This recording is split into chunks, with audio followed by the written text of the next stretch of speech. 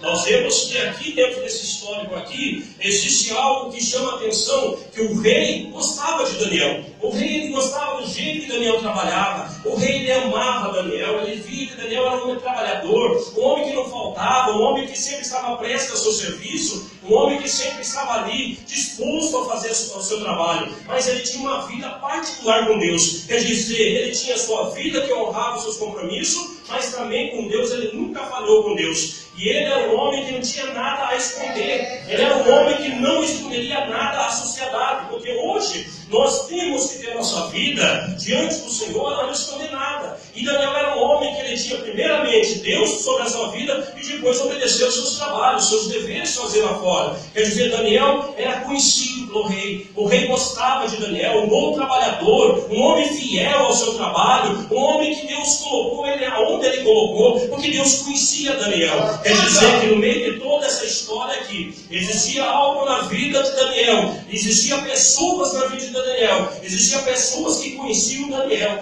que andavam trabalhando no mesmo lugar que Daniel. Quer dizer que de repente nós vemos a história que o rei resolve de levantar Daniel no meio daqueles homens. E esses homens eram homens que sempre estavam antes de Daniel. E quer dizer que aqui a história começa a mudar na vida de Daniel. Porque esses homens aqui, eles abrem um decreto o rei, e o rei assina. Só que tem uma coisa antes de tudo, que eles colocam esse decreto aos 30 dias, que aquele que não adorasse ao Deus, que estivesse adorando o tipo de Deus, teria que jogar na cova dos leões. E o rei assinou, mas o rei não esperava isso. De repente a vida de Daniel pode começar a mudar numa história dessa.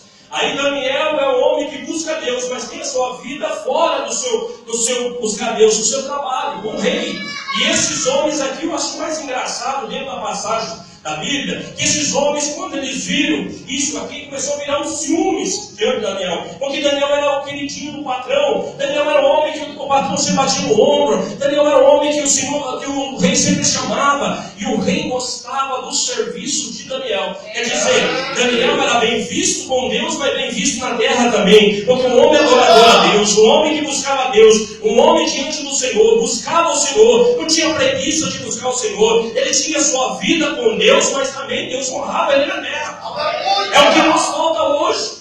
Nós temos que buscar Deus e o povo lá de fora nos reconhecer. Ali vai um homem de Deus, ali vai uma mulher de Deus, ali eu reconheço que existe um homem de Deus. Isso que Daniel era, o rei via um homem bom e Deus abençoava a vida de Daniel. Só que na história começa a mostrar que esses homens, se não é a história inteira, esses homens começam a perseguir Daniel.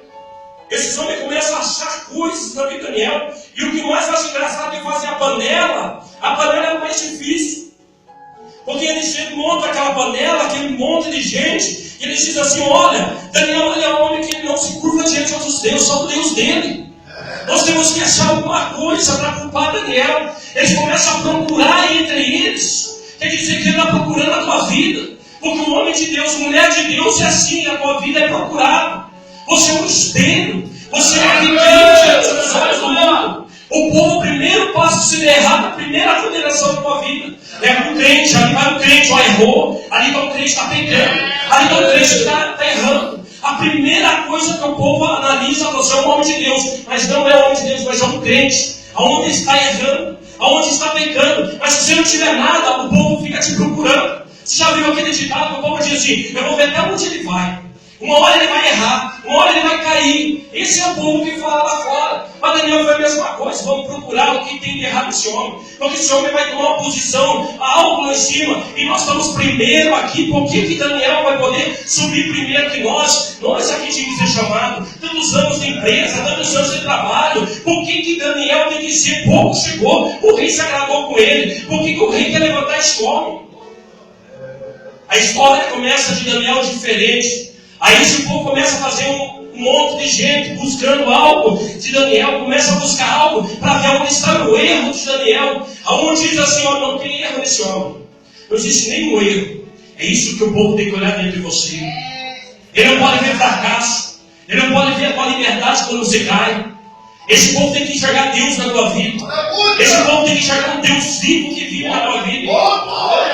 Esse povo se reuniu, mas algum deles tem uma ideia. Peraí, ele não adora o Deus do rei. Ele adora um Deus diferente. Ele não se curva diante do rei. Quer dizer, eles achavam